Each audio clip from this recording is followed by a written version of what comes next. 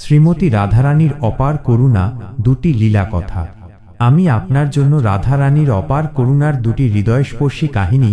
প্রথম কাহিনী, দারিদ্র মোচন ও কৃষ্ণ দর্শন। চরিত্র: শ্রীমতী রাধারানী করুণার প্রতিমূর্তি। এক দরিদ্র ব্রাহ্মণ পত্নী, নাম বিশাখা।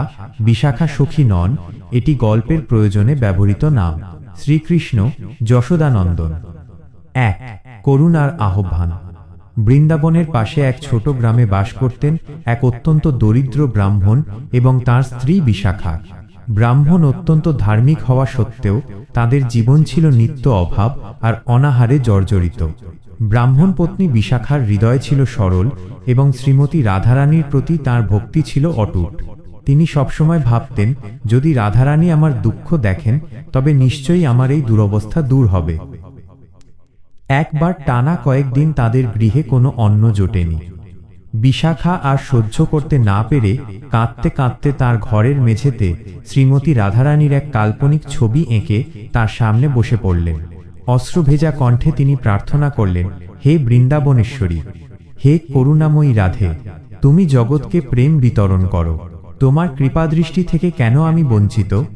আমি অর্থ চাই না, শুধু আমার স্বামীর মুখে এক মুঠো অন্ন তুলে দিতে চাই।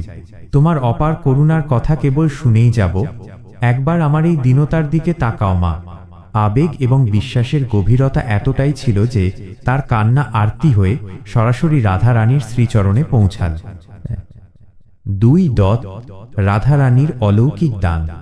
এদিকে রাধাকুণ্ডের কাছে রাধারানী তাঁর সখীদের সঙ্গে বসেছিলেন।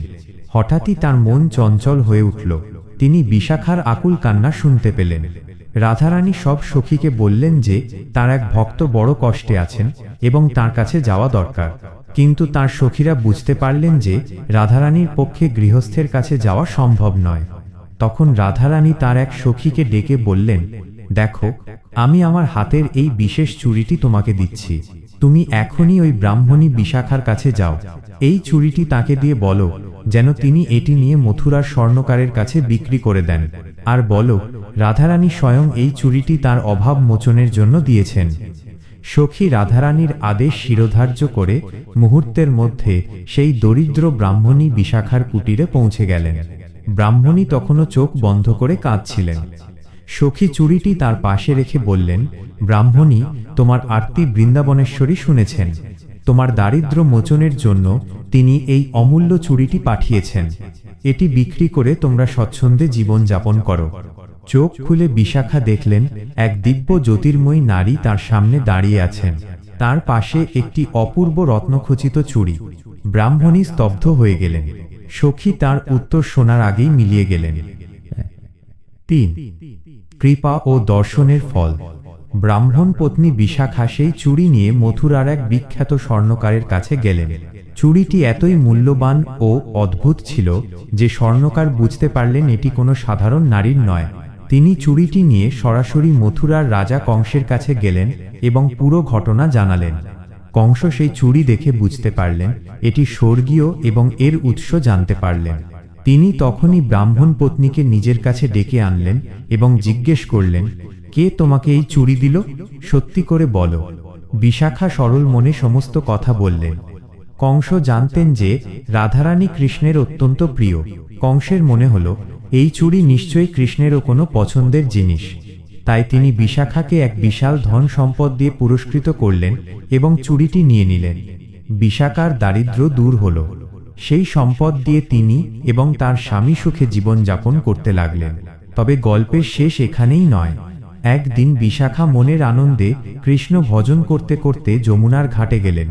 সেখানেই তিনি দেখলেন এক অপূর্ব সুন্দর বালক, মাথায় ময়ূরপুচ্ছ, হাতে বাঁশি, তাকে দেখে হাসছেন। বিশাখা তাকে চিনতে পারলেন। ইনিই সেই শ্রীকৃষ্ণ যার অভাবে রাধারানী এত কষ্ট স্বীকার করেছেন। রাধারানীর করুণার ফলেই বিশাখার কেবল দারিদ্র্য দূর হয়নি, বরং তিনি সেই চুড়ির মাধ্যমে জগতের সর্বোচ্চ আরাধ্য শ্রীকৃষ্ণের দর্শনও লাভ করলেন। রাধারানীর করুণা কেবল বস্তুগত নয়, তা ভক্তকে ভগবানের সঙ্গেও যুক্ত করে দেয়। দ্বিতীয় কাহিনী, অহংকারের বিনাশ ও সেবা শিক্ষা। চরিত্র: শ্রীমতী রাধারানী সর্বশ্রেষ্ঠ সেবিকা। ললিতা সখী রাধারানীর অন্তরঙ্গ সখী। একজন অহংকারী সেবক, নাম প্রদ্যুম্ন। এক, অহংকারী সেবকের ভুল ধারণা। বৃন্দাবনে প্রদ্যুম্ন নামে এক যুবক ছিল, যে কৃষ্ণের মন্দিরে সেবা করত।